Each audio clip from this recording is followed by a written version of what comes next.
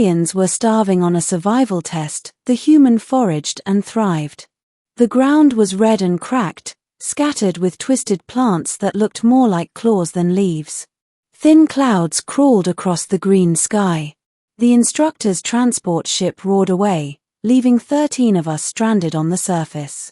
Survival assessment begins now, the automated voice had announced. 72 hours. No supplies. No assistance. For most of the cadets, this was a nightmare. For me, it felt like home. The group splinters. We were a mixed batch of recruits for the Galactic Concord Peace Academy. 4 Eleri, with their shimmering feathers. 3 Lutheri, gelatinous and semi-transparent. 2 towering Carath reptilians. And 1 human, me, David Chen of Earth. Almost immediately, panic set in. "There is no nutrient distribution," cried Sisavac, one of the Carath. His talons scraped the dirt. Nothing recognizable. Nothing edible. The Eleri fluffed their wings anxiously. "The flora here reeks of toxins."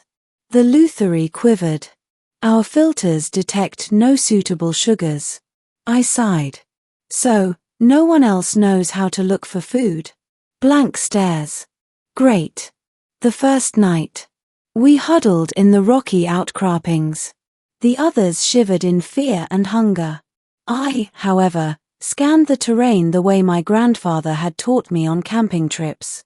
Cracked soil meant underground water pockets. Those claw-like plants. Not deadly, they were fat with stored liquid. I snapped one open, sniffed the sap, dabbed a taste on my tongue. Bitter, but not poisonous. By nightfall I'd chewed down 3 of them. The others? They just watched. Day 2, desperation. The aliens staggered, weak and irritable. 1 Eleri collapsed, feathers dull. "We will perish," a Lutheri groaned. "Our bodies shrink." I knelt beside the plants I'd gathered. "Not if you eat." Sisavac hissed. "These are weeds. Poison." I shrugged. "Tasted them myself. Still alive." He sneered. "Humans, always reckless."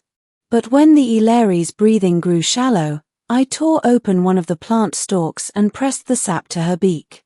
She licked, gagged, then swallowed. Minutes later, her feathers twitched with new energy. The others stared. "Protein next," I said. "Hunting the crawlers." At dusk I found the tracks, 6-legged crawlers the size of rats. They tunneled under the cracked soil. Most of the cadets had recoiled in disgust earlier when they saw one. I saw dinner. I sharpened a rock into a spear, laid bait with crushed plant pulp, and waited. When the crawler emerged, antennae twitching, I struck. Skewered it clean. Its carapace crunched as I lifted it. The Carath gagged. "You would eat vermin?" "Calories are calories," I said, grinning. I roasted it over a fire pit of dry brush. The smell made even the Lutheri twitch in hunger. Eventually, despite pride and revulsion, each one accepted a portion. By nightfall, we were all chewing roasted crawler meat. Day 3, obedience. By the 3rd day, the power dynamic had shifted. The cadets no longer complained. They followed me. When I said gather brush, they gathered. When I said dig here, they dug. When I pointed at a plant and said don't touch, they obeyed without hesitation. Sisavac snarled once, demanding to lead. But hunger had humbled him. And when he tried to claim the choicest piece of roasted crawler, I swatted his talons with my makeshift spear and growled. He lowered his gaze. Predator or not, even a Carath recognized a stronger pack leader. Extraction. When the transport ship descended on the 4th morning, the instructors expected to find a broken group, half dead from starvation. Instead, they found a circle of cadets around a fire pit, feasting on roasted crawlers and plant sap, laughing weakly.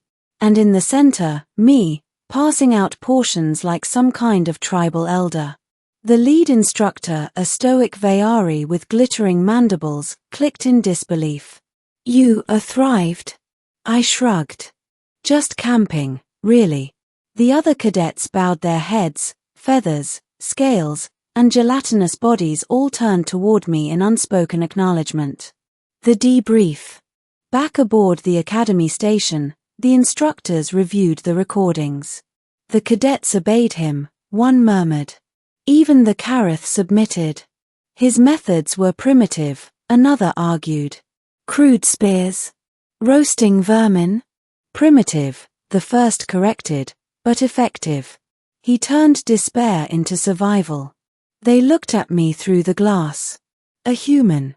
Small, soft-skinned, fragile.